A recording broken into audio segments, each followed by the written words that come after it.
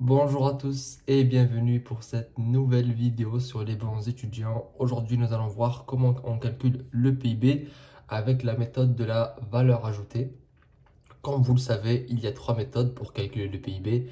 La méthode de la valeur ajoutée que nous allons voir aujourd'hui, la méthode des dépenses, donc c'est G plus I, et la méthode des revenus.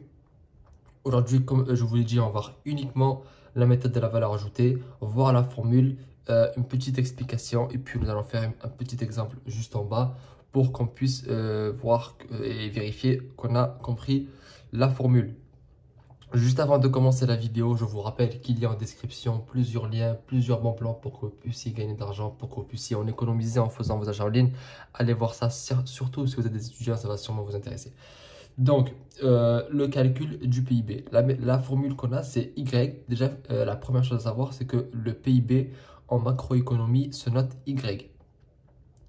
Et c'est égal à la somme des QI plus PI. Alors, QI, c'est la quantité produite et PI, c'est le prix, pardon.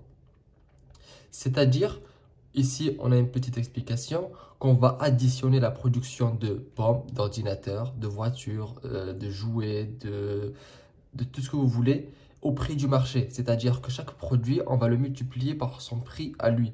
C'est-à-dire que si une voiture elle est vendue 6 000 euros, on va multiplier les voitures par son prix, 6 000 euros, etc.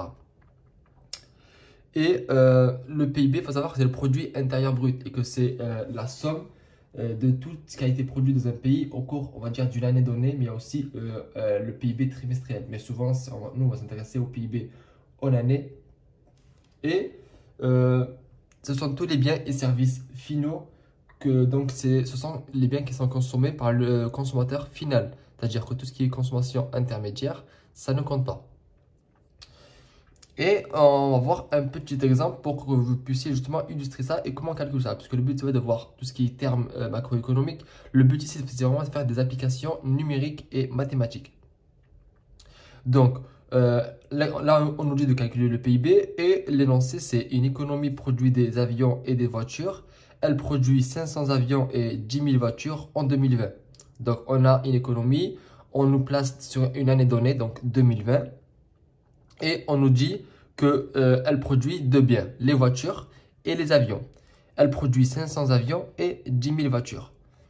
Et ensuite, on nous dit qu'un avion est vendu 1 million d'euros et une voiture 10 000 euros. Bon, ce sont des voitures et des avions pas très chers.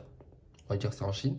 Donc, c'est là, on nous demande de calculer le PIB en 2020. Donc, on va passer à la page suivante pour qu'on puisse calculer le PIB. Si j'arrive à changer la feuille. Voilà.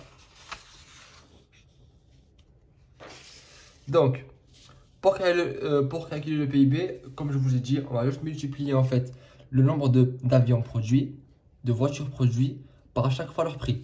On avait dit qu'une voiture est vendue 10 000 euros et l'avion est vendu 1 million d'euros. Donc vous faites 500 fois 1 million plus 10 000 fois 10 000. Vous faites à la calculatrice ou de tête et vous trouvez que c'est égal à 600 millions d'euros. Alors souvent, en examen de macroéconomie, on n'a pas le droit à la calculatrice. Et donc, les calculs sont en réalité assez simples. Parce qu'ici, il faut aussi que vous sachiez calculer ça sans calculatrice. Donc, le 500, vous le remettez. Et c'est fois 1 million. Donc, vous remettez en fait tous les zéros derrière. Donc, ça fait 500 millions. C'est assez facile. Et pour le 10 000, c'est pareil. Vous remettez le 10 000. Et vous remettez les différents zéros qu'il faut. Donc là, on va en mettre un ici. Et les trois autres, on les met là.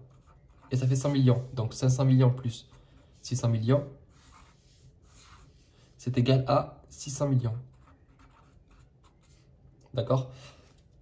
Donc on peut dire que le PIB de cette économie est de 600 millions d'euros. Voilà, donc j'espère que cette vidéo vous a aidé. C'était vraiment une petite application numérique pour savoir comment calculer le PIB en valeur ajoutée. Et je vous donne rendez-vous pour la prochaine vidéo.